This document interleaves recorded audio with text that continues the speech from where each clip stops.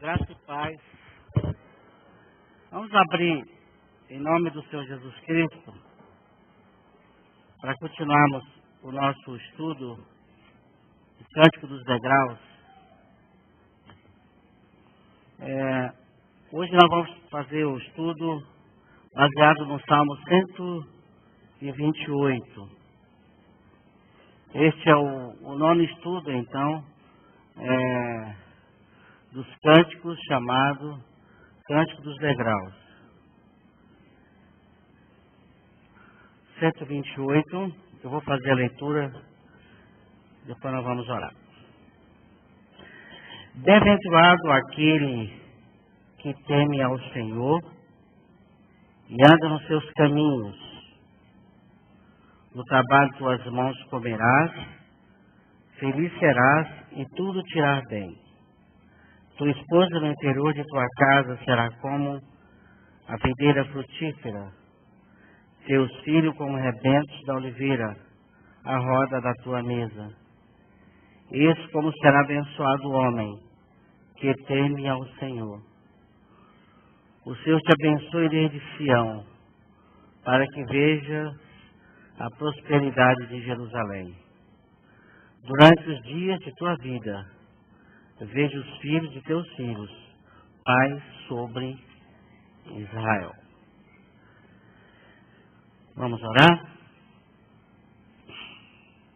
Pai, mais uma vez reunidos em torno da pessoa do teu filho,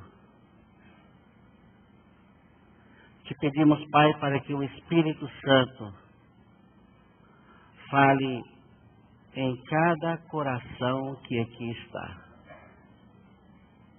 Edifica-nos,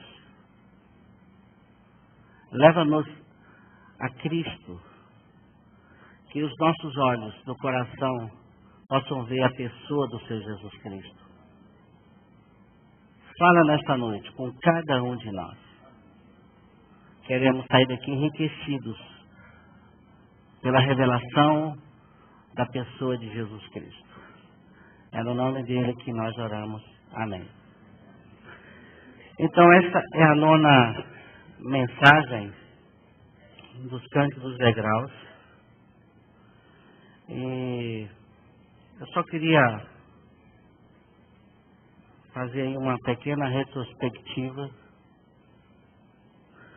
porque estes salmos, quando nós falamos estes salmos, eles começam no 120, indo até o 134, um total de 15 salmos. Os estudiosos dividem em 3 pequenos grupos. Cada grupo nos ensina, nos traz uma lição. Por exemplo, do 120 ao 124, está falando da desconstrução da vida do regenerado.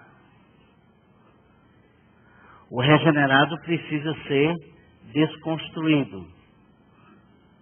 Nós somos regenerados no espírito, mas a nossa alma está muito cheia de coisas.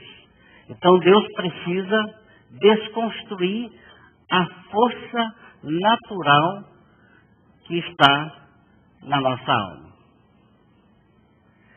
Aí ele permite as tribulações, ele permite as crises internas, conflitos internos e tribulações vindo de fora.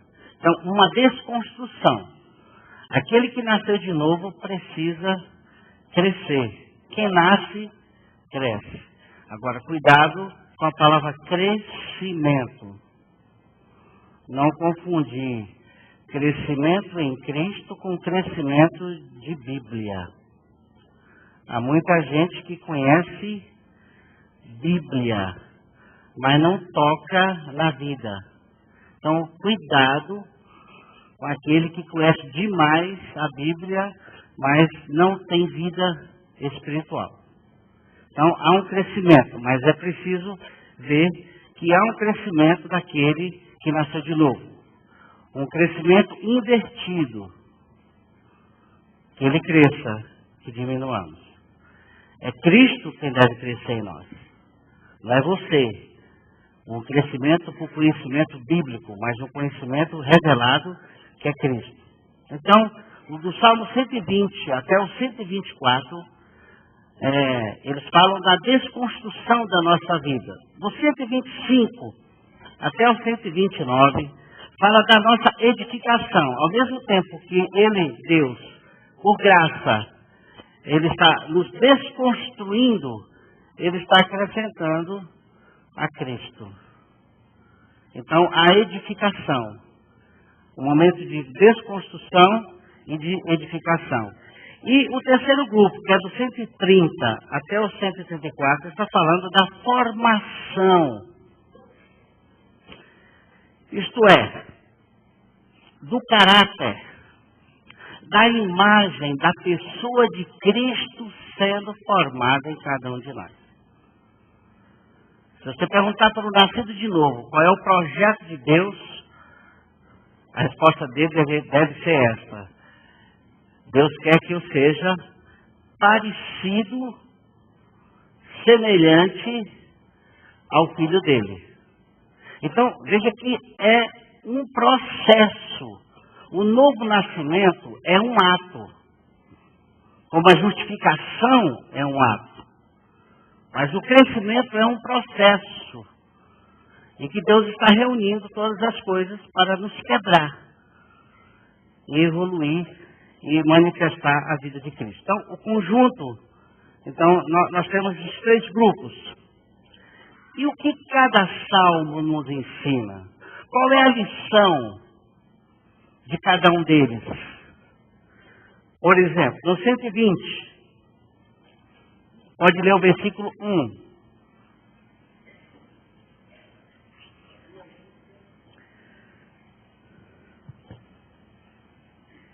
Na minha angústia clamo ao Senhor, e Ele me ouve.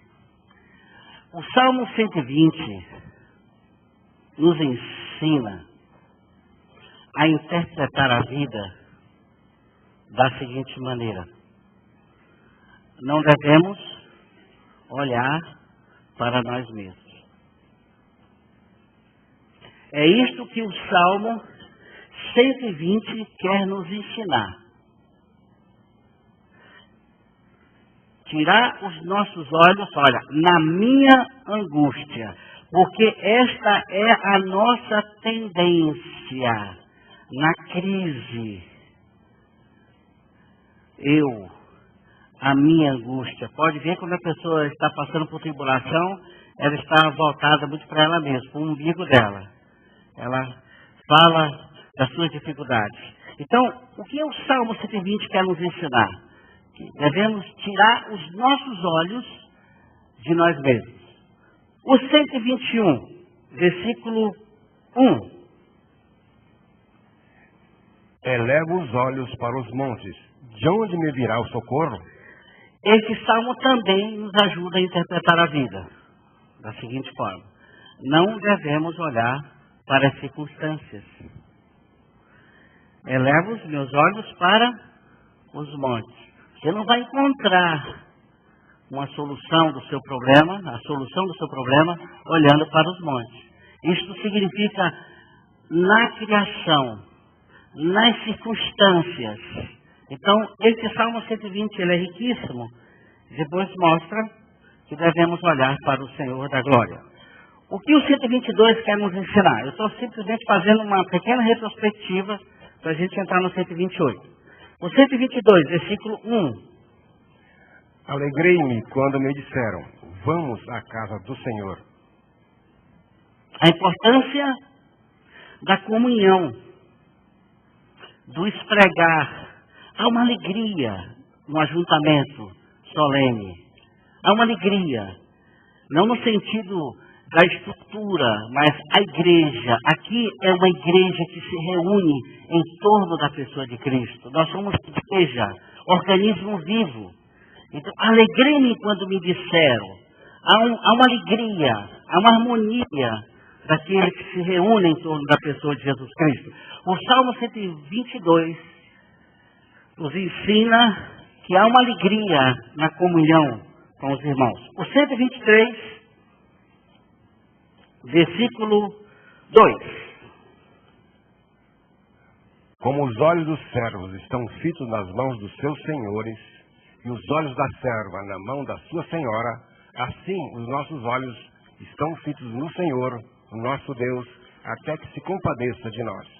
O que este salmo quer nos ensinar? Que nós não devemos olhar para as pessoas. Gente, e todos nós somos complicados. Mesmo nascidos de novo, temos as nossas crises, as nossas falhas. Somos finitos. E quando você olha para a pessoa, e aí você fica decepcionado. Você esperava uma coisa, veio outra.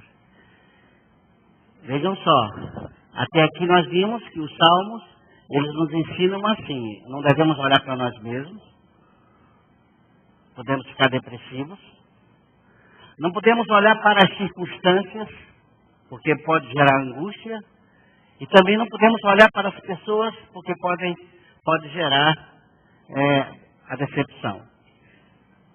Isto é crescimento. Tirarmos os olhos de nós mesmos, das circunstâncias das pessoas, e fixarmos os nossos olhos em Jesus Cristo. Então, o 123 nos ensina que nós não devemos olhar para as pessoas. O 124, versículo 1. Não fosse o Senhor que esteve ao nosso lado, Israel que o diga. Os inimigos externos, está muito claro, nós já estudamos isso aqui. Os dois inimigos do cristianismo. O inimigo externo, as nações, a fúria das nações, e os inimigos internos, são dois, na figura de leão e de serpente. São dois inimigos. O leão que vem pela frente, todo jeitoso, cheio de elogio, e a serpente que vem por trás, que é mordaz, ela é traiçoeira. Inimigos da cruz de Cristo dentro da congregação. Isso é uma realidade. Então nos ensina, nós precisamos ter cuidado, e a semelhança é muito grande daquele que muitas vezes está confessando a palavra da cruz, mas no íntimo é o inimigo, e ele está entre nós, inimigos externos e inimigos internos. O que vem te elogiando, o que vem te criticando, dentro da congregação. Então, o 124 nos ensina a sermos cuidadosos. O 125, versículo 1. Os que confiam no Senhor são como o monte Sião, que não se abala, firme para sempre. O 125 nos ajuda a interpretar a vida dessa forma. Devemos permanecer em Cristo. Tirarmos os olhos de nós mesmos, das pessoas, das circunstâncias e permanecermos em Cristo. Esta é a lição. A figura de monte. O monte não pode ser removido, a não ser por um milagre divino. Então, mostrando a estabilidade, a segurança do monte. E este monte está também cercado de outros montes. É o cuidado de Deus. Estamos firmes em Cristo. Permanecemos em Cristo. Então, esse salmo nos ajuda a interpretar a vida dessa forma. Devemos permanecer em Cristo, com os olhos fixos em Jesus Cristo. O 126. Quando o Senhor restaurou a sorte de Sião, ficamos como quem sonha. Alegria pela libertação em Cristo Jesus. Fomos libertos. E o liberto louva. E tem um coração grato. Quando o Senhor restaurou a sorte de Sião, ficamos como quem sonha. No 2, então, a nossa boca se encheu de riso É uma mesma palavra, tem 5 vezes aqui a mesma palavra para mostrar alegria, gozo, riso. É alegria transbordante daquele que foi liberto de si mesmo. Então o Salmo 126 nos ensina que devemos ser alegres, porque o maior inimigo foi tirado de dentro de nós. O nosso ego, o nosso velho homem, o maior inimigo do homem, foi crucificado com Cristo. Então ele deve ser alegre. O 127, versículo 1 e 2. Se o Senhor não edificar a casa, em vão trabalham os que a edificam. Se o Senhor não guardar a cidade, em vão vigia a sentinela. Inútil vos será levantar de madrugada, repousar tarde, comer o pão que penosamente granjeastes. Aos seus amados ele o dá enquanto dorme. Está muito claro aqui que a lição deste salmo é o descanso. Precisamos estar descansados. Fizemos um estudo no vídeo mostrando que Deus tem um propósito e a Bíblia mostra os 3 níveis de descanso. O descanso do espírito, porque não há paz para o ímpio. Então ele ganha a regeneração pela graça e ele tem paz. Temos paz com Deus. É a justificação. Isso é um ato. Depois tem um processo de descanso que Jesus disse assim: vinde a mim todos que estáis cansados e sobrecarregados. Então, estamos no mundo, passamos por dificuldades, há uma ansiedade que nos cerca. Então ele está pedindo para descansar. A nossa alma está sobrecarregada. Muitas vezes a alma, eu estou falando da alma do regenerado, daquele que tem Cristo, está cansado, sobrecarregado. E a alma precisa descansar na suficiência de Cristo. A alma precisa descobrir que a presença do Senhor Jesus Cristo no seu espírito, que Ele é suficiente, que Ele pode dar o descanso com relação às circunstâncias. Isso significa o descanso. O segundo nível, o terceiro nível, é lógico que vai acontecer no futuro, que é o corpo precisa também do repouso de Deus. Então, até aqui nós vimos essa pequena retrospectiva do Salmo 120 até o 127. E o 128? O que este Salmo quer nos ensinar? 2 coisas básicas. O contentamento ou alegria, a bem-aventurança, feliz aquele que teme ao Senhor. E também, na figura da videira, a vida frutífera. Então, esse salmo, então, ele lança esses 2 fundamentos: alegria e uma vida frutífera. Aquele que nasceu de novo, ele deve ser frutífero. A natureza da frutificação, nós vamos ver isso mais para frente. Então, quais são os 2 passos? Primeiro, o temor. Bem, veja que diz, pode fazer a leitura novamente, Dorival. Bem-aventurado aquele que teme ao Senhor e anda nos seus caminhos. Primeira coisa, primeiro fato, aquele que teme ao Senhor. Agora, aqui não é um medo de Deus, não é um medo da pessoa de Jesus. Este temor é definido na Bíblia, vamos abrir em Provérbios. Provérbios,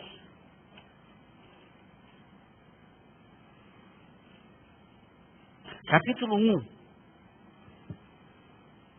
Versículo 7.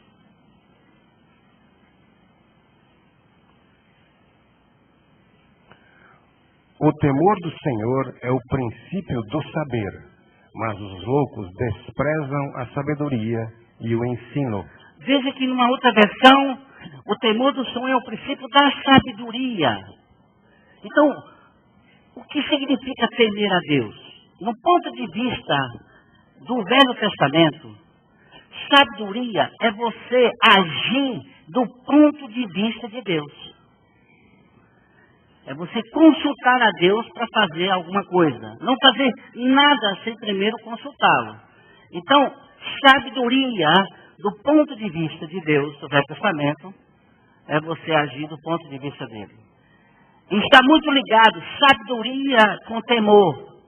Mas vamos um pouquinho mais para frente. 8:12 de Provérbios. 8:12.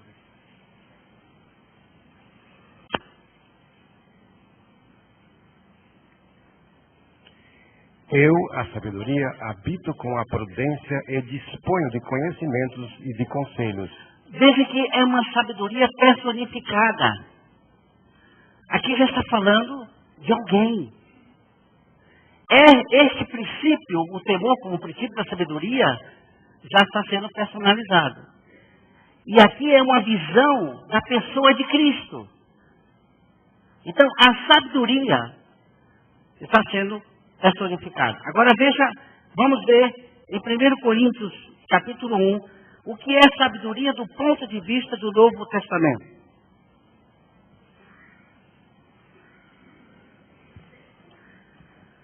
1 Coríntios 1,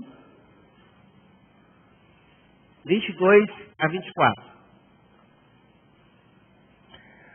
Mas nós pregamos a Cristo crucificado, escândalo para os judeus, loucura para os gentios. Mas para os que foram chamados, tanto os judeus como os gregos, pregamos a Cristo, poder de Deus e sabedoria de Deus. O que é sabedoria do ponto de vista do Novo Testamento? É Cristo. Então, o que significa temer? Significa estar em Cristo. Agora, interessante que temer precede o andar. Isso aqui é importante. No Salmo 128, vamos voltar lá, que o andar aparece depois do temer. Por quê? Porque temer é interno, é uma realidade interna. Enquanto andar é uma realidade externa. Então ninguém pode andar descansado sem primeiro descansar em Cristo. Então o temor vem antes. Por que vem antes? Porque está falando da nossa experiência. Está falando da realidade íntima. Bem antes. Leia novamente. Salmo 128, versículo 1. Bem-aventurado aquele que teme ao Senhor e anda nos seus caminhos. Teme e depois anda. Por quê? Porque está falando da realidade espiritual íntima, interna. E a outra da realidade externa. Quando você crê, quando você recebe a revelação de Deus no seu íntimo, e que há um contato com o seu espírito, você vai começar a andar descansado no Senhor. Então, andar está sempre ligado com o temor. Você pode andar sem o descanso, e aí a coisa complica.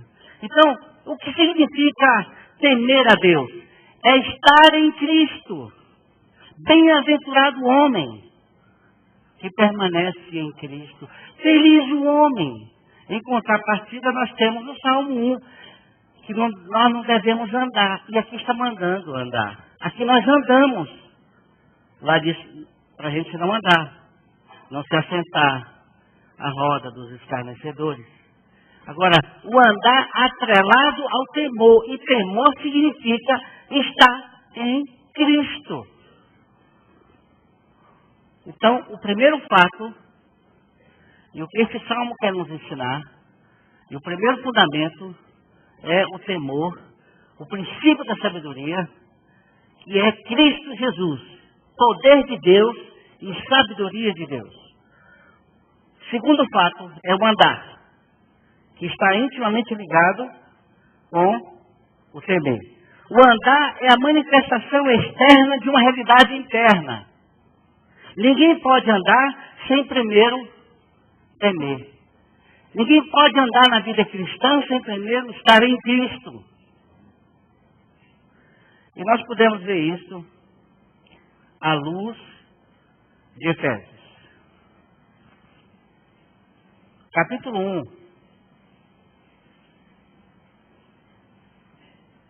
Versículo 19 e o versículo 20.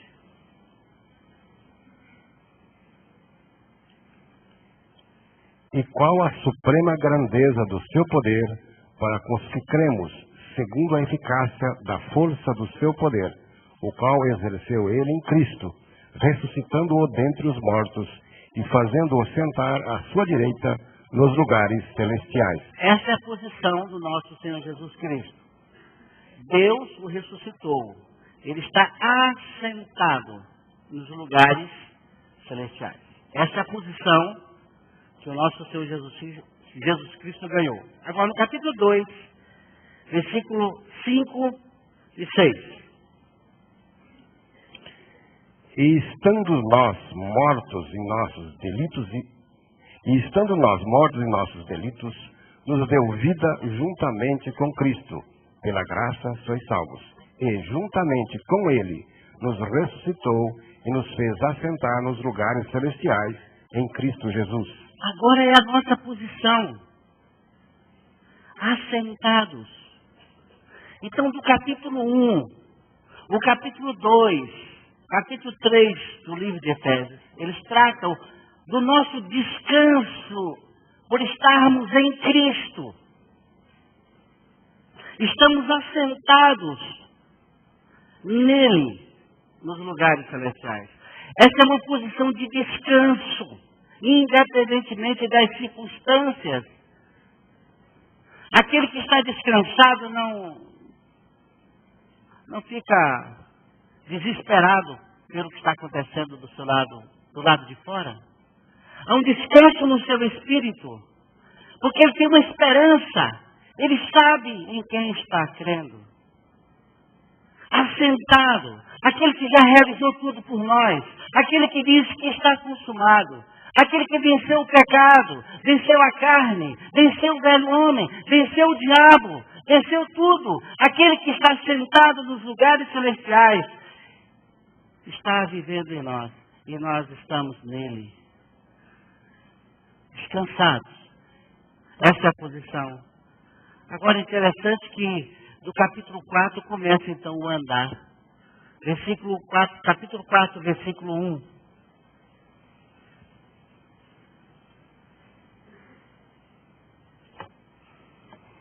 Rogo-vos, pois, eu, o prisioneiro no Senhor, que andeis de modo digno da vocação a que fostes chamados. Agora é uma exortação para o andar.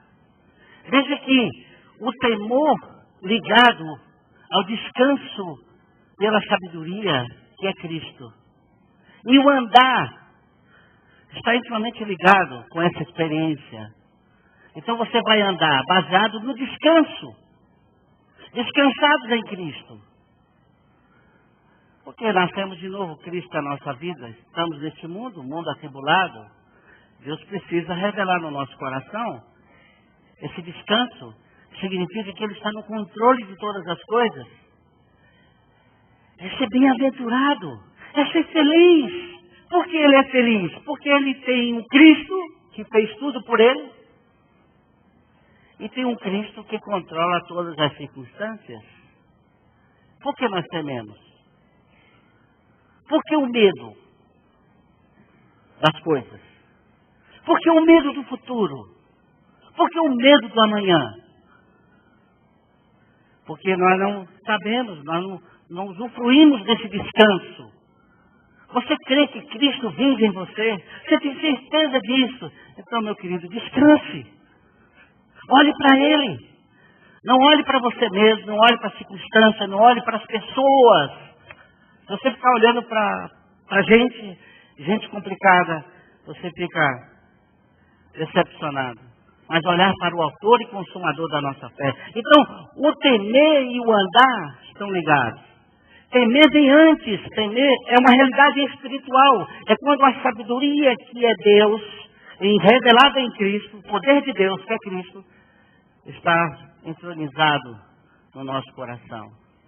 E o andar é a manifestação daquilo que está lá dentro. Então, rogo-vos, pois eu, o prisioneiro no Senhor, que andeis de modo digno de vocação. Qual foi a vocação? Nós fomos chamados para quê? Efésios, capítulo 1. Que vocação é esta? Versículo 18. Iluminados os olhos do vosso coração, para saberdes qual é a esperança do seu chamamento, qual a riqueza da glória da sua herança nos santos. Agora é interessante, nós precisamos do quê? De olhos iluminados. Olhos no coração. Isso significa que o coração precisa de olhos, de colírio, para enxergar. Eu estou usando óculos porque o amarelão está chegando, né? A identidade está ficando amarela. E eu estou precisando de óculos para enxergar um pouco melhor. Agora eu posso ver gente lá no fundo e olhar e identificar. Antes eu não podia fazer isso. Então, Deus manda comprar colírio para que a gente enxergue. Que haja luz nos olhos do nosso coração. Para vermos o quê? Veja só, para saber qual é a esperança do seu chamamento, qual é a esperança do nosso chamamento. É Cristo em vós, a esperança da glória. E depois diz, qual a riqueza da glória da sua herança nos santos? São dois fatos. Uma é a glória que é Cristo, e outro é a glória que deve ser revelado por Cristo através dos seus filhos, dos filhos de Deus. Então, é conhecer a Cristo. Uma vez Cristo, agora você vai conhecer a riqueza da glória dele. Então, andeis, de que modo? Pela vocação. Andar significa depender de Cristo, olhar para ele e conhecê-lo como ele é revelado nas Escrituras. É de glória em glória que nós seremos transformados. Então, temer a Deus. É o bem-aventurado aquele que tem Cristo. É aquele que anda nos caminhos. Que caminho é este?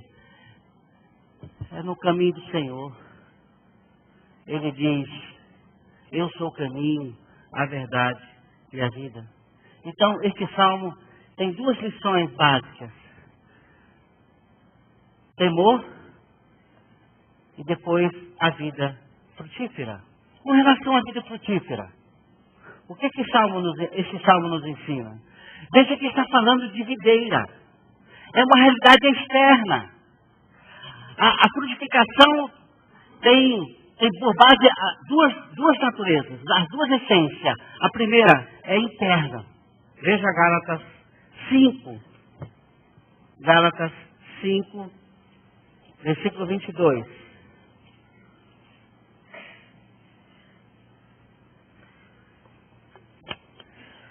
Mas o fruto do Espírito é amor, alegria, paz, longanimidade, benignidade, bondade, fidelidade. A natureza da frutificação tem os dois lados. O lado interno, preste atenção, mas o fruto do Espírito é algo interno.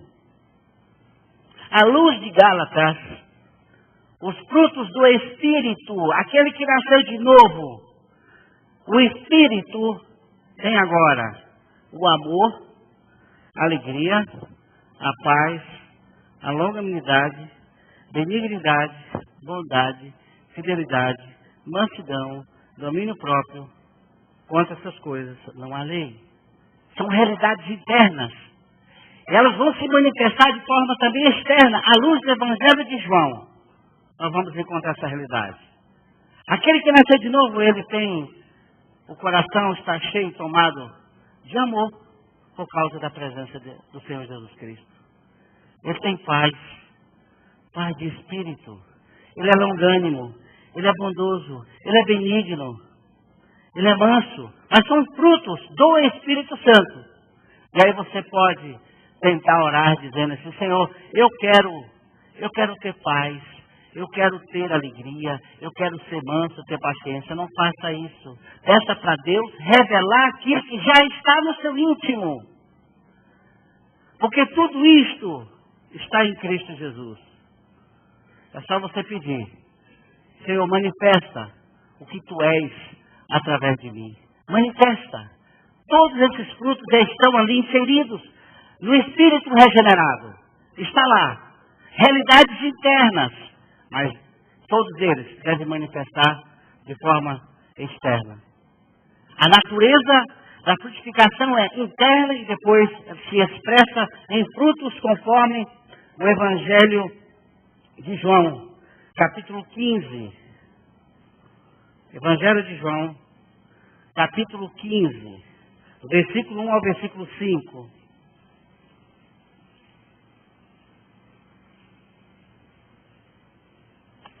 Eu sou a videira verdadeira, e meu pai é o agricultor. Todo ramo que, estando em mim, não der fruto, ele o corta. E tudo o que dá fruto, limpa, para que produza mais fruto ainda. Vós já estáis limpos pela palavra que vos tenho falado. Permanecei em mim, e eu permanecerei em vós. Como não pode um ramo produzir fruto de si mesmo, se não permanecer na videira, assim, nem vós o podeis dar, se não permanecerdes em mim. Eu sou a videira, vós os ramos. Quem permanece em mim e eu nele, esse dá muito fruto, porque em mim, sem mim, nada podeis fazer. Eu confesso a vocês que houve um tempo que eu entrei numa crise muito grande. Eu, apesar de ter tido a experiência, eu nunca tive a oportunidade, nem vou dizer de ver, mas de ter uma vida frutífera. Eu não tinha. Eu entrei em crise.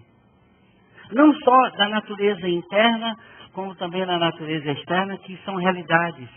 Almas ganhas para o reino dos céus. Eu entrei em crise, até que um dia que Deus revelou no meu coração que o fruto é permanecer em Cristo. Eu questionava muito. Nascido de novo, precisa ver isto. Alguma coisa está errada. Se não há fruto de natureza interna e de natureza externa, questione a experiência. Porque é uma realidade para aquele que está em Cristo. Você pode até se perguntar, de natureza externa, será que Deus já me usou para levar alguém a Cristo? Fruto? É isso que está dizendo aqui no capítulo 15. O fruto daquele que está na videira. O ramo que está grudado. Se você nunca ganhou uma alma para Cristo, avalie bastante, questione bastante essa situação. Não é para você ser um evangelista. Esse ganhar uma vida é lá no seu trabalho, é ali no seu dia a dia. Mas é preciso verificar isto. De natureza interna você diz assim, eu tenho muito amor para dar. Mas tem que manifestar esse amor em frutos visíveis. Olha só a sequência do capítulo 15 aí. Todo ramo que estando em mim não der fruto, não tem fruto. Agora veja só. Deus vai podar para que produza, para que dê, e todo o que dá fruto, Ele limpa para produzir mais fruto. Veja que há uma sequência. Não dá fruto, mais fruto, e depois diz muito fruto. Qual é a natureza então da frutificação? É a evolução. Você começa sem fruto, daqui a pouco tem muito fruto. Porque se o grão de trigo não morrer, fica ele só, mas se morrer produz muito fruto. O que o Salmo 128 nos ensina? Alegria, o contentamento por estarmos em Cristo. E o que mais? A vida frutífera. Sermos frutíferos. E a pergunta é essa: você já foi instrumento de Deus para levar uma pessoa a Cristo? Isso aqui não é peso. Isso aqui é para você fazer uma avaliação, para você pensar. Será que alguém já foi salvo por sua instrumentalidade? Isso aqui é peso? Não é peso. Isso aqui é uma questão de estar simplesmente na videira. Então questione. Uma pessoa virou para mim assim, não, o meu dom é cantar. O meu dom é cantar, e não é evangelizar. Tudo bem, você pode ter o dom de cantar, mas evangelizar, o ser testemunha, levar as pessoas a Cristo, isso é bíblico. Pelo fruto se conhece uma árvore. Você diz assim, mas isso aí ficou para pastor, para líderes. Não, ovelha pare ovelha. Vida frutífera, realidades. Começa por uma realidade interna. O temor do Senhor. Depois o andar. Depois a vida frutífera. Veja só, vida frutífera, natureza interna, o espírito carregado de amor, de paz. E depois, baseado em João, a natureza externa. Frutos de vida. E a Bíblia diz que aquele que ganha vida, almas, é sábio diante de Deus. Então, o que esse Salmo 128 quer nos ensinar? O contentamento em Cristo e uma vida frutífera. Vida frutífera. Como é gostoso chegar numa planta e ver carregado de frutos. Como é gostoso. Lá em casa tem várias plantas. Mas eu fico numa alegria quando eu chego lá e encontro uma planta carregada de frutos. Às vezes é um só. Dá uma alegria no coração. Eu fico olhando. Vou lá visitar minhas plantas e me dá uma alegria quando eu vejo aquilo lá brotando, tem o broto, a flor e o fruto. Será que Deus também não tem alegria em ver seus filhos produzindo frutos? Alguém fala assim, mas isso é muito peso. Não é peso. É bem-aventurado o homem que teme e anda no caminho do Senhor. Não tem como escapar disto. A gente vive fora da realidade do Salmo 128, bem-aventurado, feliz, a gente vive triste, acabunhado, cabisbaixo, olhando para nós mesmos. Você olha para você, você sai contra a angústia. Olha para as circunstâncias, você fica debilitado. E aí esse mundão complicado, que está todo mundo vendo que o negócio está aí indo para as brecas. Crise na família, crise em todos os segmentos, nos relacionamentos, crise mais crise, o mundo indo à bancarrota. E o que acontece? Você vai baixar a cabeça às circunstâncias? É assim? Sermos vítimas deste mundo complicado? Ou sermos agentes neste mundo? Levarmos pessoas ao conhecimento verdadeiro de uma vida, de uma eternidade diante de Deus? Esse mundo vai passar. Isso aqui é transitório. Você pode sonhar e construir coisas. Pode sonhar. Mas é a realidade espiritual. Essa que nos transporta para a eternidade.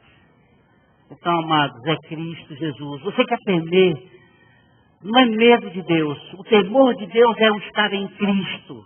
Andar nele.